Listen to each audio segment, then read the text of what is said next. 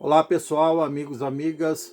Hoje nós devemos comemorar a aprovação da reforma tributária que aconteceu ontem, com a larga margem de votos, 382 favoráveis contra 118 contra e 3 abstenções, pelo Congresso Nacional, pela Câmara dos Deputados. Reforma essa que era um anseio do povo brasileiro, dos empresários, dos contabilistas, enfim, de toda a sociedade civil organizada e, por extensão, de toda a população brasileira. Embora extremistas de plantão estivessem, historicamente, remando contra. Isso aconteceu, como eu já disse no vídeo anterior, em 95, quando o Fernando Henrique tentou pela primeira vez, em 2001 novamente e assim sucessivamente. Mas finalmente o bom senso e a inteligência prevaleceram e a reforma foi aprovada. Isso é muito bom para o país. Esse é um dos pontos importantes para que o Brasil entre, associado a outros fatores igualmente importantes, obviamente, entre num processo num círculo virtuoso de pró-crescimento, pró-progresso, pró-enriquecimento da nação, do povo brasileiro, em todos os sentidos. E isso é fundamental que aconteça. Nós estamos há décadas e décadas de atraso em relação a países desenvolvidos. Isso eu já deixei bem claro aqui em outros vídeos. Isso tem que ser superado, isso tem que ser ultrapassado, toda essa decadência, essa falta de inteligência, essa falta de sapiência tem que ser superada. Os extremistas de plantão, aqueles que apostam naquele velho jargão quanto pior, melhor, eles têm que ser banidos do processo democrático, têm que ser banidos do processo da política pública. Ainda ontem a coisa se repetiu. O ex-presidente, aquele que gosta de garimpeiro ilegal, invasão de terras públicas, ele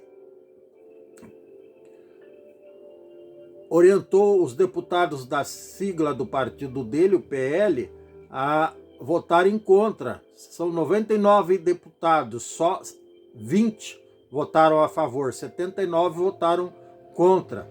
Então, e esse tipo de político é inservível, não presta para o Brasil, é imprestável. Ele não defende o interesse do povo brasileiro, o interesse da nação. Ele defende o interesse do grupelho dele ou é subserviente. Se o chefe dele, ou o líder, entre aspas, disser para ele não ir para casa dormir, ele não vai. Ou se falar para ele ficar em casa o mês inteiro, ele fica, porque ele não tem iniciativa própria. É um subserviente, é um capacho. É isso. Não precisa dizer mais nada, né? Então, e desse tipo de gente, obviamente, o Brasil não precisa, sobretudo na frente das decisões políticas de interesse nacional. Esse tipo de povo pode ficar assim, cuidando da sua vidinha pacata, ficar sentado no sofá, com a boca cheia de dentes, esperando a morte chegar, como diria o Raul Seixas, mas não pode, em hipótese alguma, tomar decisões pelo país. E é graças a esse tipo de gente que essa reforma demorou décadas para ser aprovada.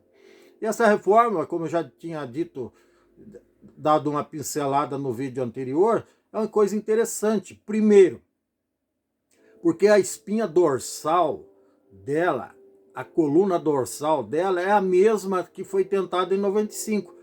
Pura e simplesmente simplificar o processo burocrático de arrecadação de tributos federais, municipais e estaduais. Então, na prática, o que vai acontecer? Os 5 tributos federais, leia-se aí IPI, PIS e COFINS, que são tributos e contribuições federais, que incidem sobre a maioria de produtos e serviços produzidos no Brasil, quem é empresário, quem é contador sabe muito bem disso, vão receber uma única sigla, vão ser recolhidas numa única guia. Antes tinha que fazer cálculos diferenciados para se apurar cada tipo de tributo desses.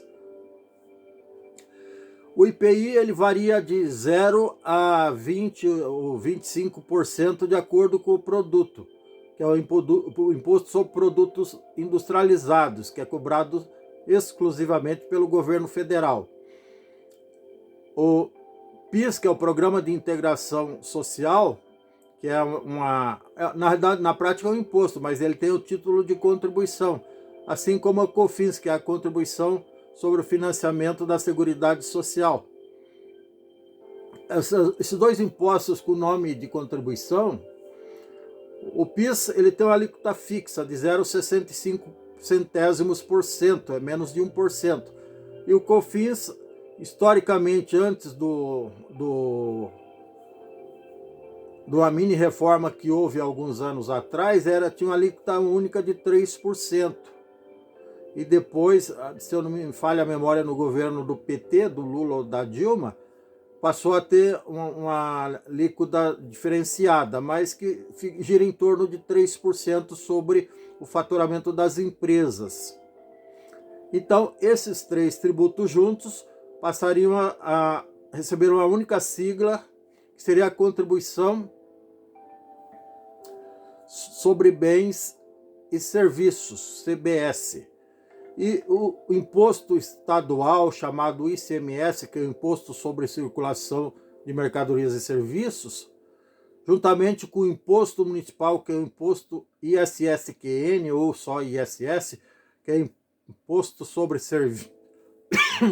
Serviços de Qualquer Natureza, seriam unificados numa única sigla chamada IBS, Imposto sobre Bens e Serviços.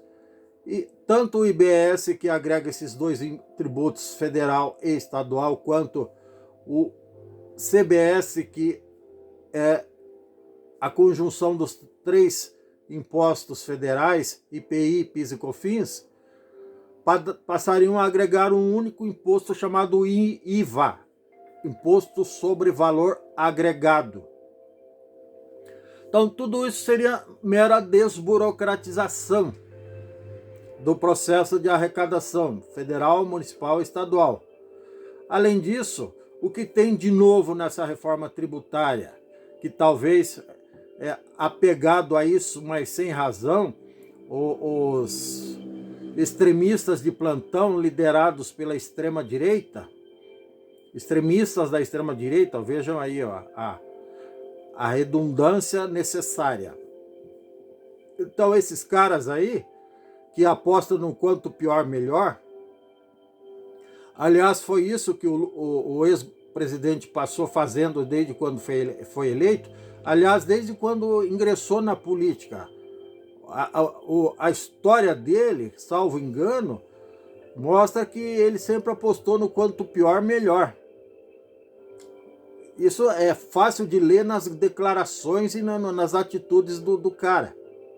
Então, esse cidadão que orientou a bancada do partido dele a votar contra a reforma tributária tão necessária para o país, que está chegando com décadas de atraso, não fez nada de produtivo e agora está nessa posição. Mas enfim, vamos deixar esse cara de lado, vamos continuar falando sobre o que é a reforma tributária. Então, talvez baseado nessas duas coisas que eu vou falar agora, que dentro dessa reforma tributária foi sugerido a criação de um imposto sobre produtos, mercadorias que são nocivas à saúde, bebidas e cigarro. Eu sou extremamente favorável a isso, porque quanto mais barato a bebida e o cigarro, a bebida alcoólica, vamos deixar bem claro, quanto mais barata, maior acesso, mais gente terá acesso e maior o risco de pessoas ficarem doentes com esse tipo com o consumo exagerado desses produtos. Isso é fato incontestável, não só no Brasil, no mundo inteiro. o tabagista ou o alcoólatra, eles, além de, ao longo do tempo, se tornarem pessoas improdutivas, com maior frequência do que as pessoas que não são nem tabagistas nem alcoólatras, lamentavelmente, para elas e até para o governo, elas vão desenvolver, na grande maioria dos casos, uma série de doenças crônicas, cirrose para o caso dos alcoólatras e outros problemas que o tabagismo causa aí de DPOC, que é a doença pulmonar, a câncer e enfim. A relação é gigantesca, e nem é a minha especialidade ficar falando em doença aqui, não sou médico. Mas todo mundo sabe, todo mundo que conhece um alcoólatra, um tabagista, sabe que mais cedo ou mais tarde chegam os boletos e o cara vai desenvolver uma série de doenças crônicas cujos tratamentos protelatórios para dar uma sobrevida para essas pessoas custam muito caro. E nem todos, a grande maioria não tem recursos para cuidar da saúde e vão desembocar no Sistema Único de Saúde. Isso custa caro. Então é justo que se cobre mais impostos desses produtos justamente para ajudar a bancar esse custo adicional que poderia ser evitado no sistema de saúde.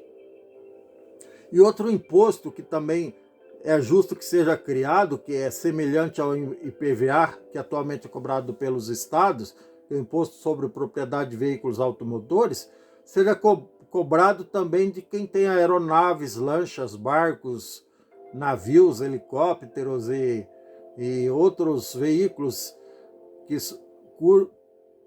cujos bens só são acessíveis às pessoas ricas, milionárias.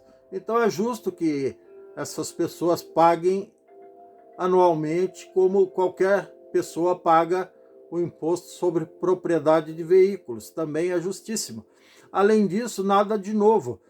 Atualmente, aqui no Paraná, por exemplo, desde a década de 80, 90, melhor dizendo, a cesta básica é isenta de imposto, e isso vai continuar sendo. São os produtos essenciais de alimentação, sobretudo os in natura e os minimamente processados, que fazem bem à saúde. Produtos industrializados que fazem mal à saúde vão manter uma carga tributária equivalente à que existe hoje, só que sob uma outra sigla. Assim como partidos mudam de sigla, uns para fugir para tentar se esconder dos escândalos de corrupção na sua história, é natural que impostos e tributos também possam trocar de sigla, obviamente sem aumentar a carga tributária. Se eventualmente acontecer o aumento de carga tributária de um ou outro produto ou serviço durante esse processo, que aliás não vai começar de imediato, a reforma tributária prevê a implantação gradativa de todas essas mudanças durante 7 anos, a partir de 2026 até 2033. Então, para desespero dos extremistas, dos urubus de plantão, não é uma coisa imediata que vai se implantar amanhã nem o ano que vem. Então eles não vão. Então esvaziam-se todos os argumentos que eles andaram divulgando nas redes sociais, que ia acontecer. Agora eu vou usar metáforas. O apocalipse da carga tributária, que as pessoas que têm um imóvel, que têm mais de um imóvel, só teriam esses imóveis confiscados, só ia ficar só com um. Então é deprimente que exista pessoas no mundo que têm esse tipo de atitude criminosa até, que fica induzindo os leigos ao desespero, provocando até o problema de saúde pública, induzindo os leigos ao desespero, a crise de ansiedade, enfim, é tanta coisa negativa que esse tipo de gente nociva à sociedade provoca que eu não tenho nem como mensurar isso e nem como qualificar. Ainda bem, né? enfim. Então é isso, meus queridos, minhas queridas.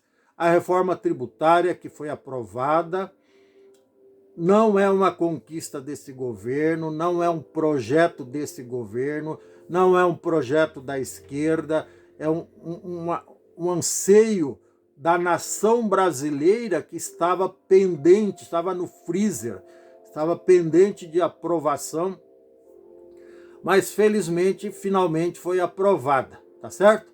É um bem gigantesco que está vindo para o país. E muito provavelmente os antagonistas desse processo estejam aí se mordendo os cotovelos de raiva porque eles não tiveram essa expertise de, ao invés de ficar estimulando invasão de terra pública e terras de preservação natural, reservas indígenas, botando fogo em floresta, ao invés deles subirem em palanque lá na região norte para estimular esse tipo de crime, se tivessem focado, por exemplo, na reforma tributária, mesmo durante a pandemia, teriam hoje uma aprovação bem acima de 0. Mas, infelizmente, vão ficar no 0-0. Tá bom? É isso. Um grande abraço a todos. Se você gostou, dê um like, dê um joinha. Inscreva-se no meu canal, não custa nada. Ative o sininho para receber novos vídeos em tempo real. Sucesso na vida. Boa fortuna. Gratidão eterna. Um grande abraço e tchau. Até mais.